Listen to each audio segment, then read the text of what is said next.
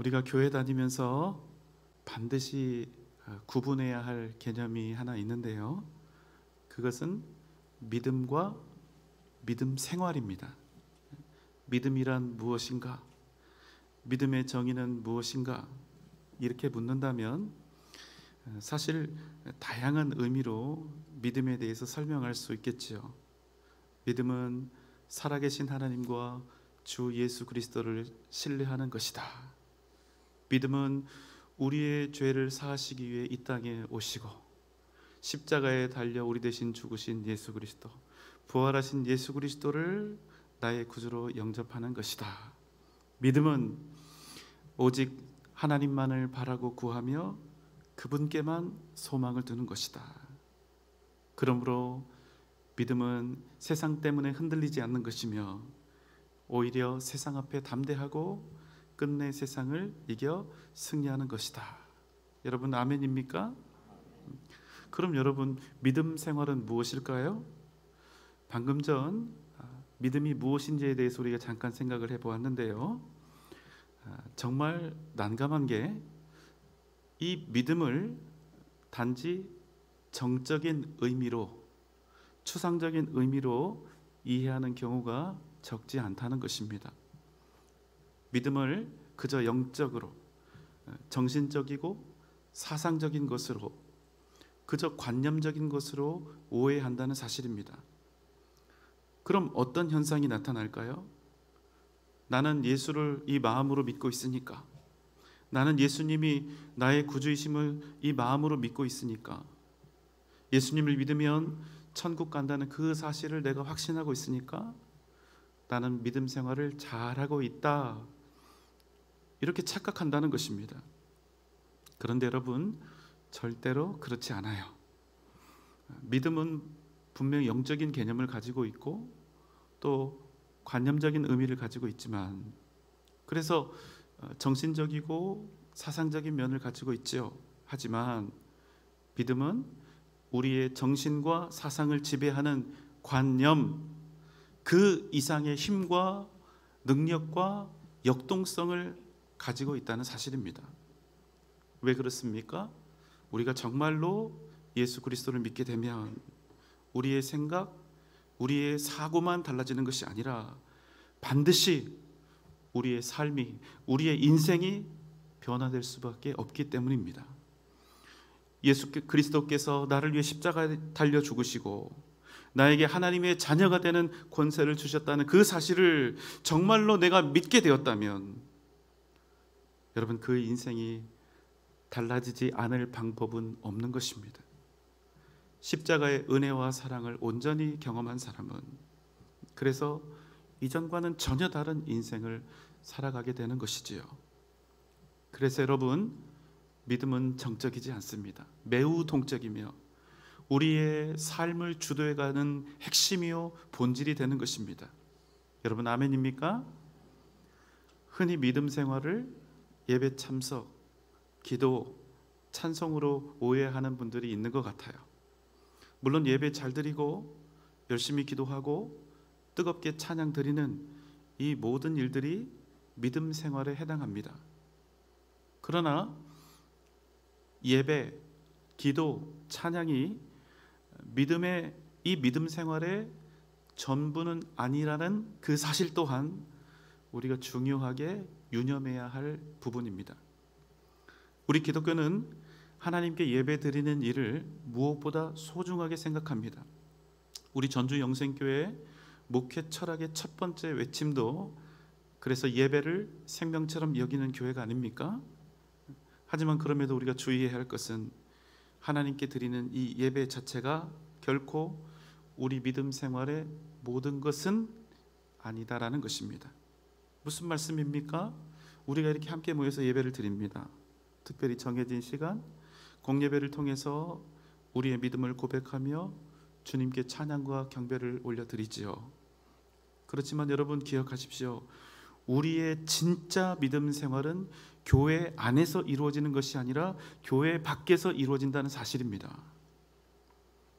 교회 안에서 이루어지는 모든 일들은 교회 밖에서 우리가 살아가야 할, 우리가 믿음으로 살아내야 할 진짜 믿음 생활을 위한 준비요, 영적 기반이 되는 것이지, 교회 안에서의 생활을 믿음 생활의 모든 것이라고 여기는 것은 잘못된 일입니다.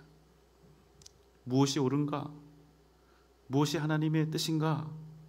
머리로 알고 그것이 옳다, 내가 이 마음으로 믿는 것이 다가 아니라 실제로 교회 밖에서 하나님의 뜻을 믿음으로 살아내는 것이 바로 우리 믿음 생활의 실체라는 것입니다.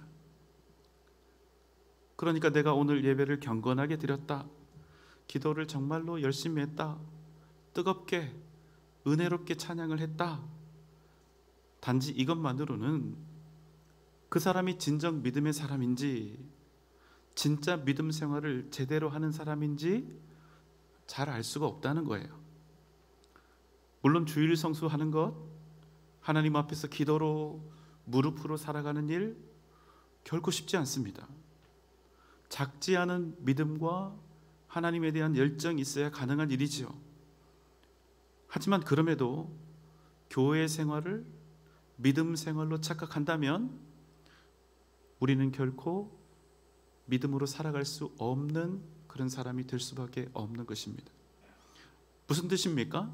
아무리 교회 생활을 오랫동안 해왔고 아무리 성경 지식이 해박하다 할지라도, 날마다 주여 주여를 애타게 외치며 기도하고 있어도 그 행동들이, 그 활동들이 그 사람의 믿음을 나타내는 온전한 지표가 되기 어렵다는 것입니다. 왜요? 우리의 믿음은 어떤 관념적인 확신이나 이 입술의 외침이 아니라 교회 밖에서 우리가 믿음으로 살아가는 그 믿음 생활로 증명되기 때문입니다. 여러분, 믿음은 관념이 아니라 현실이고, 믿음은 사상이 아니라 우리의 행동을 바꾸고 우리의 인생을 바꾸는 능력인 것입니다.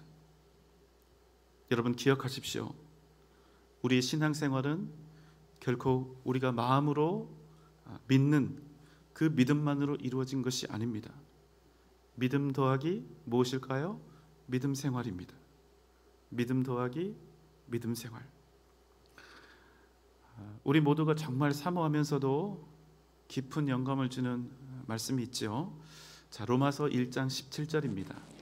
복음에는 하나님의 의가 나타나서 믿음으로 믿음에 이르게 하나니 기록된 바 오직 의인은 믿음으로 말미암아 살리라 함과 같으니라. 여러분, 뭐라고 말씀합니까? 의인은 오직 믿음으로 말미암아 어떻게 한다고요? 살리라.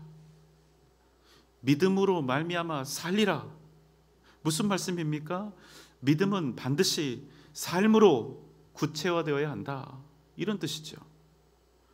오늘 우리가 함께 나눌 말씀은 어떻게 하면 우리의 믿음이 세상을 향해서 나아가는 진짜 믿음, 능력 있는 믿음이 될 수 있을까? 이 질문에 대한 고민입니다. 여호수아 1장 1절로 4절입니다. 모세가 죽은 후에 여호와께서 여호수아에게 이르시되 내 종 모세가 죽었으니 이제 너는 이 모든 백성과 이 요단을 건너 내가 그들에게 주는 그 땅으로 가라. 내가 모세에게 말한 바와 같이 너희 발바닥으로 밟는 곳은 모두 너희의 영토가 되리라. 네, 하나님의 종 모세가 죽었습니다. 그 후에 여호와께서 여호수아에게 말씀하셨지요.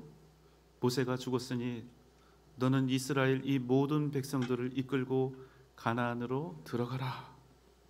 내가 모세에게 약속했던 그대로 너희가 밟는 모든 땅을 너희의 영토가 되게 하리라.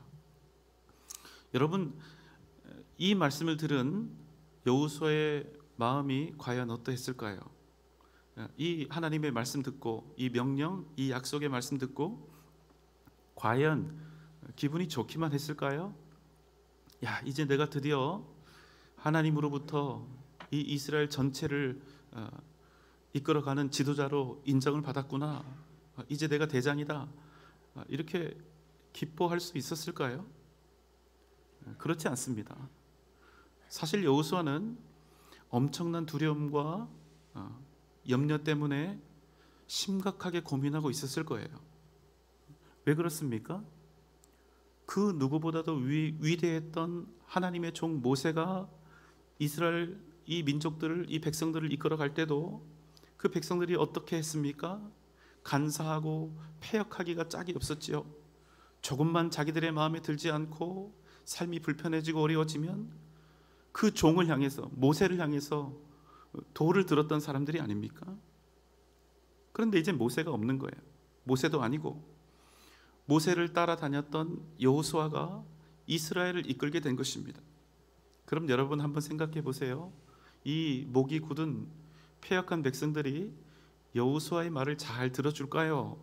아니면 반항하며 무시할까요? 여러분, 절대로 쉽지 않은 그런 상황을 만난 것이 아닙니까? 그런데 하나님께서도 부담을 주세요. 어떤 부담입니까? 하나님의 명령이 전혀 달라지지 않았다는 것입니다. 위대한 능력의 종 모세에게 주셨던 그 명령 그대로, 모세에게 주셨던 그 책임 그대로 여호수아에게도 동일한 명령으로, 책임으로 주셨다는 것입니다. 그러니까 똑같은 양과 칠의 책무를 감당해야 하는 그런 부담이 지금 여호수아에게 주어진 것입니다. 여러분, 모세하고 여호수아하고 게임이 됩니까? 여호수아는 10가지 재앙을 애굽에 베풀었던 사람이고 홍해를 갈랐던 사람이고 그가 행한 기적이 한두 가지가 아니지 않아요? 엄청 대단한 능력을 가진 사람이죠. 그런데 그에 비하면 정말 아무것도 아닌 신출내기 여호수아가 과연 이스라엘 백성들 앞에서 무엇을 할 수 있었겠습니까? 여호수아는 두려웠습니다. 무엇을 어떻게 해야 할지 갈피도 못 잡고 있었을 것입니다. 이런 여호수아를 향해서 여호와께서 말씀하셨습니다. 5절, 6절입니다. 내 평생에 너를 능히 대적할 자가 없으리니 내가 모세와 함께 있었던 것 같이 너와 함께 있을 것임이니라. 내가 너를 떠나지 아니하며 버리지 아니하리니 강하고 담대하라. 너는 내가 그들의 조상에게 맹세하여 그들에게 주리라 한 땅을 이 백성에게 차지하게 하리라. 두려움과 염려로 가득했던 여호수아에게 하나님께서 말씀하셨습니다. 내가 모세와 함께 했던 것처럼 너와도 함께 있으리라. 내가 너를 절대로 버리지 않을 것이다. 내 평생에 너를 대적할 자가 없으리니 여호수아야, 강하고 담대하라. 내가 너희의 조상에게 맹세했던 그 땅을 반드시 차지하게 하리라. 하나님께서 두려워하는 여호수아에게 강하고 담대하라 말씀하셨습니다. 가나안을 반드시 차지하게 하겠노라 약속하셨습니다. 여러분 어때요? 엄청나게 감사하고 대단히 은혜로운 말씀이 아닙니까? 하지만 그럼에도 여러분, 여호수아와 이스라엘 백성들에게는 절대로 작지 않은 문제가 남겨져 있습니다. 무엇입니까? 40년 동안 광야에서 떠돌이 생활하던 이스라엘이요, 이제 강한 성과 군대를 가진, 셀 수 없이 많은 군사와 무기를 가진 가나안을 향해서 이제는 그저 믿음으로 아멘 하는 것이 아니라, 그냥 입으로 아멘 하는 것이 아니라 실제로 자신들의 목숨을 걸고 가나안을 향해서 진군에 들어가야 하는 절체절명의 문제 앞에 직면하게 되었다는 사실입니다. 아무리 여러분 머릿속으로 하나님께서 우리로 가나안을 얻게 하실 것이다, 아멘, 우리로 가나안 백성들을 이기게 하실 것이다, 아멘, 이렇게 해봤자 소용이 없는 거예요. 왜요? 이제는 진짜 들어가야 하니까, 정말로 목숨을 걸어야 하는 상황이 됐으니까. 여러분 기억하십시오. 하나님께서는 단 한 번도 머릿속 추상적인 관념으로 끝나고 이 입술의 고백으로 끝나고 마음의 작정으로 끝나는 그런 믿음을 우리에게 주신 바가 없다는 사실입니다. 하나님께서 우리에게 요구하시는 믿음은 무엇입니까? 추상적인 믿음이 아니라 실제로 우리의 삶이 변화되어서 세상을 향해 나아가 끝내 세상을 이겨 승리하는 구체적인 믿음을, 실제적인 믿음을 요구하고 계신다는 사실입니다. 여러분, 우리 중에 천지를 지으신 하나님을 믿지 않는 사람이 있습니까? 혹 계실지 모르지만 여기 계신 대부분의 우리 성도님들은 하나님은 전능하신 창조주이시다, 이런 믿음을 가지고 있기 때문에 지금 이렇게 하나님께 찬양하며 예배하고 있는 것이죠. 우리 중에 우리를 위해 십자가에 달려 죽으신 예수 그리스도의 사랑을 부인하는 분이 혹 계십니까? 없지요. 우리가 그 사랑을 믿기에 그 사랑, 그 은혜를 구하며 우리가 함께 예배하고 있는 것입니다. 하지만 여러분, 우리의 그런 기적과 같은 믿음이 우리 머릿속에서만 의미가 있고 교회 안에서 예배드리고 있는 이 시간만 능력이 있는 그런 류의 믿음이라면 우리는 한 발짝도 가나안을 향해서 한 걸음도 세상을 향하여 나아가지 못하는 관념적이고 무능력한 믿음으로 떨어질 수밖에 없다는 것입니다. 사랑하는 여러분, 왜 우리가 오직 믿음으로, 믿음대로, 우리가 믿고 있는 그대로, 우리가 고백하는 그대로 세상을 향해 나아가지 못합니까? 우리가 흔히 하는 말로 믿음이 없어서입니까? 믿음이 작아서입니까? 여러분, 그렇지 않습니다. 어차피 우리의 믿음은 하나님이 우리에게 주시는 거 아닙니까? 하나님의 선물 아닙니까? 잘 들어보세요. 항상 고민하는 분 계실 텐데, 내가 정말 믿음이 있을까? 내가 정말 하나님의 자녀일까? 내가 천국 갈 수 있을까? 이런 고민하시는 분들 특별히 잘 들으세요. 만약 우리에게 비록 연약하지만 보이지도 않는 하나님, 만질 수도 없고 세상 그 어떤 방법으로도 증명할 수 없는 하나님을 그럼에도 불구하고 내 마음으로 믿고자 하는 그런 내 마음의 의지가 있고 정말로 하나님을 믿고 싶고 사랑하고 싶고 하나님께 더 가까이 나아가고 싶은 그 진심이 우리에게 있다면, 그래서 하나님을 지금 이렇게 나의 하나님으로 고백하며 예배하고 있다면, 여러분, 그 사람은 분명 믿음이 있는 것입니다.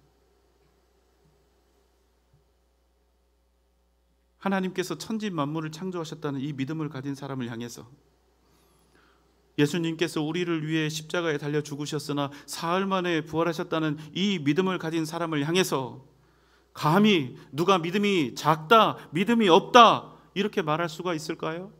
없는 거예요. 그분이 하나님의 천지 창조를 믿는다니까요. 예수님의 사랑을 믿는다니까요. 기적 아닙니까? 믿음이 없는 겁니까? 믿음이 있는 거예요. 그래서 여러분, 누구는 믿음이 없네, 작네, 혹은 크네 이렇게 대해서 이야기하고 평가하는 것은 사실 옳지 못한 것입니다. 우리가 믿음으로 세상을 향하여 나아가지 못하는 진짜 이유는 따로 있기 때문이지 그렇죠. 여러분, 왜 우리는 세상을 향해서 믿음으로 나아가지 못합니까? 두려워서 그렇습니다. 하나님의 말씀대로 살다가 잘못될까 봐 그런 거예요. 사실 하나님을 알지 못하는 사람들, 요즘에는 특별히 세상 사람들 앞에서 교회 얘기 잘못하면 욕을 얻어먹을 수 있어요. 최근에 통계가 나왔는데 대한민국 국민 중에 나는 기독교를 신뢰한다 하고 대답한 사람이 18%밖에 되지 않습니다.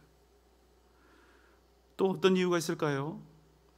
하나님의 말씀은 사실 우리 세상살이와 맞지를 않습니다. 하나님의 말씀 은혜롭고 다 좋은데, 너무나 좋은데 그대로 지키면서 살 수가 없어요. 원수를 사랑하라, 얼마나 은혜로워요. 그런데 여러분, 원수를 사랑하며 살 수 있습니까? 왜요? 하나님의 말씀대로 살기에는 세상이 우리에게 호락호락 해주지가 않거든요. 그래서 우리는 하나님의 말씀을 바라보기보다는, 하나님의 약속을 바라보기보다는 지금 처한 내 상황을 바라보고 환경을 바라보고 내 처지를 바라볼 때 과연 내가 어떻게 해야 성공할 가능성이 높은가? 우리는 이것을 먼저 생각한다는 것입니다. 그래서 살펴보는 거예요. 그런데 여러분, 아무리 살펴봐도 하나님의 뜻대로 세상을 향해 나아가는 것은 성공 가능성이 너무나 떨어지는 거예요. 이게 우리가 논리적으로, 합리적으로, 이성적으로 생각한 결론입니다. 그래서 여러분, 우리는 믿음으로 나아가지 못하고 세상과 타협하며 살아가는 것입니다. 두려우니까요.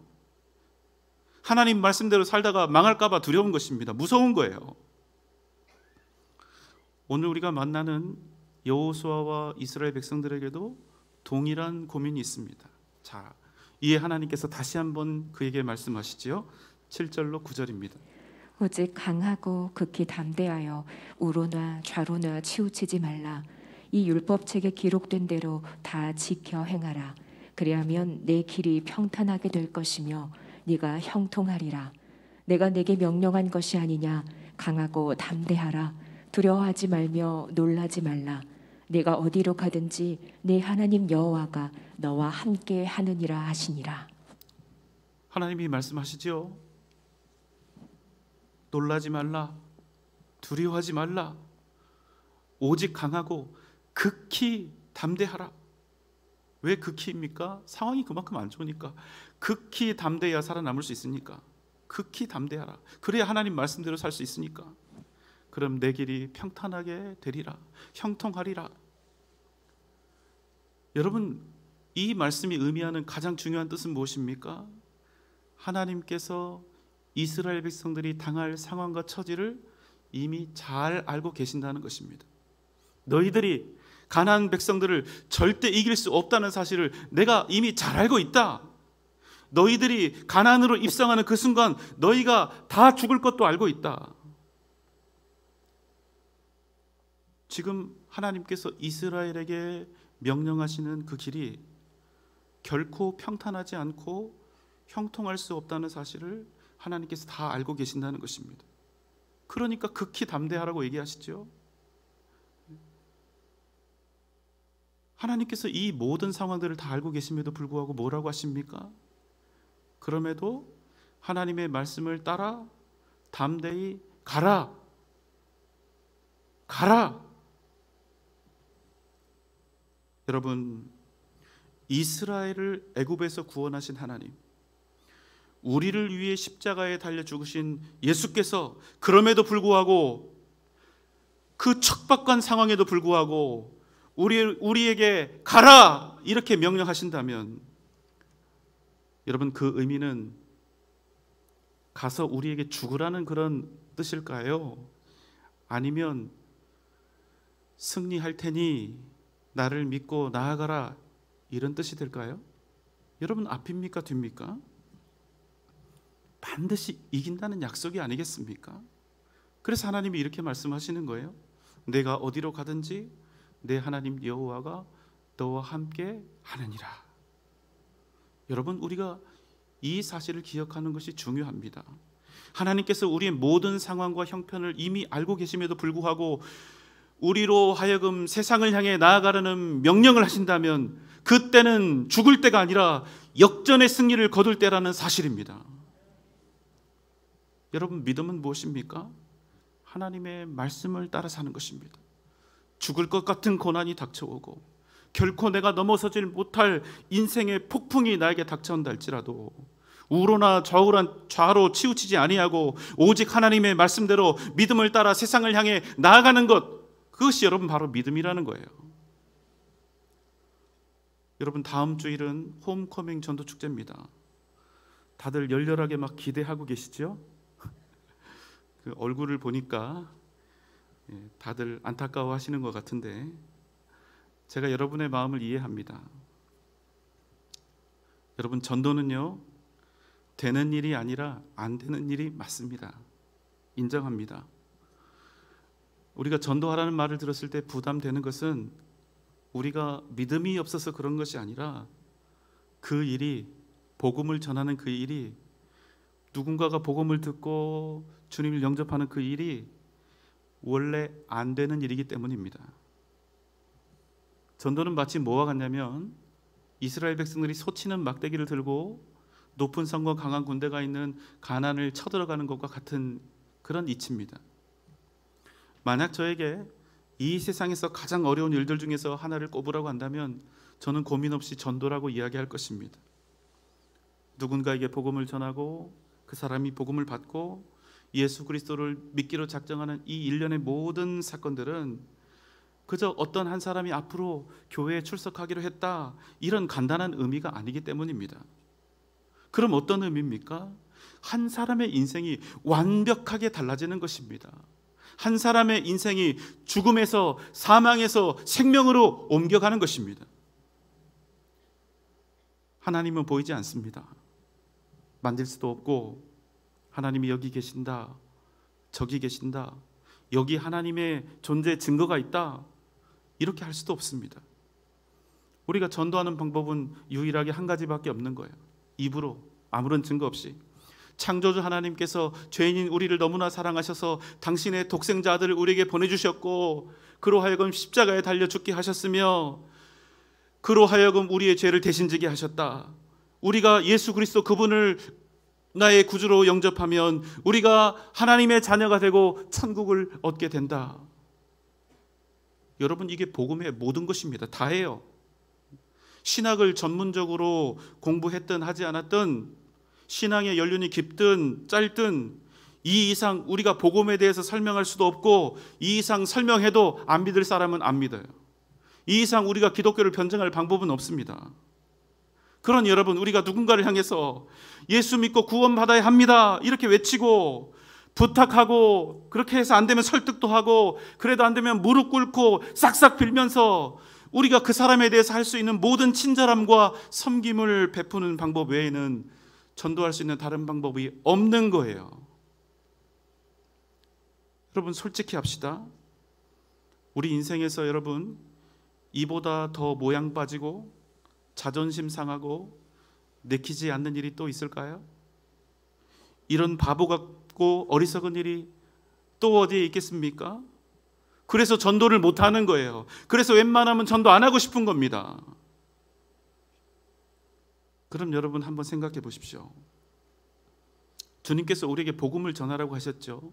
사실 우리 다 구원받았잖아요. 그대로 다 천국 가면 끝입니다. 그런데 굳이 우리로 하여금 이 땅에 존재하게 하시고, 우리로 하여금 교회로 모여서 복음을 전하라고 명령을 하시는 그 이유는 뭡니까? 이게 우리 사명이기 때문에 그런 거예요. 그런데 하나님께서 그런 우리에게 복음을 전하라 하실 때는, 우리가 복음 전할 때 사람들에게 민망한 꼴을 당하고, 또 손가락질을 당하고, 자존심 상하고, 부끄러움 당하고 하는 이 모든 것들을 하나님께서 아셨을까요? 모르셨을까요? 고린도전서 1장 21절입니다. 하나님의 지혜에 있어서는 이 세상이 자기 지혜로 하나님을 알지 못하므로 하나님께서 전도에 미련한 것으로 믿는 자들을 구원하시기를 기뻐하셨도다. 여러분, 무슨 말씀입니까? 이 세상 그 어떤 지혜로도 하나님을 알지 못한다 하지요. 왜요? 천국은 똑똑한 사람, 부유한 사람이 가는 곳이 아니라 오직 하나님께 은혜 받은 자가 가는 곳이기 때문입니다. 그래서 하나님께서는요, 아예 대놓고 말씀하시는 거예요. 뭐라고 하십니까? 이 바보 천치 같은 방법을 써서 당신의 백성들을 부르시겠다는 거예요. 하나님의 지혜에 있어서는 이 세상이 자기의 지혜로 하나님을 알지 못하므로 하나님께서 전도에 미련한 것으로, 전도라고 하는 이 미련한 방법으로 당신의 백성들을 구원하시기를 기뻐하셨다. 뭐라고요? 하나님께서는 굳이 전도라는 미련하고 어리석은 방법으로 당신의 백성들을 부르시겠다는 겁니다. 여러분, 이게 무슨 뜻입니까? 전도라고 하는 방법은 워낙 미련한 방법이기 때문에 하나님의 능력이 반드시 필요하다는 것입니다. 전도라고 하는 방법은 너무나 어리석은 방법이기 때문에 우리가 복음을 전할 때 하나님께서 반드시 함께 하시고 우리를 도우신다는 말씀이에요. 왜 그렇습니까? 하나님의 직접적인 간섭과 놀라운 기적, 그 능력이 없이는 그 누구도 이 바보 같은 복음을 받아들일 수가 없기 때문입니다. 어떤 분들은 내 처지가 좋지 못해서 나는 복음을 전하지 못한다고 합니다. 내가 복음 전하는 것이 덕스럽지 못하다고 생각해요. 또 나는 아는 게 없어서 복음을 전하지 못한다고 이야기합니다. 죄송하지만 여러분, 절대 그렇지 않습니다. 애초에 여러분, 전도라는 것은요, 나 믿고 나가는 것이 아니라 오직 주님만 의지하며 나아가야 하는 것이기 때문입니다. 무슨 말씀입니까?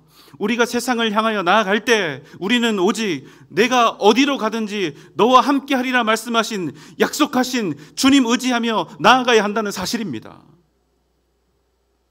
사랑하는 여러분, 여러분의 세상이 두려운 세상이 되지 않기를 주님의 이름으로 소망합니다.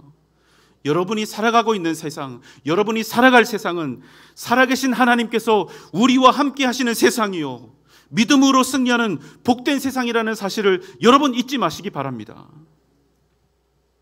오직 믿음으로 세상을 향해 나아가시기 바랍니다. 믿음으로 세상을 향하여 복음을 외치는 성도들이 되시기 바랍니다.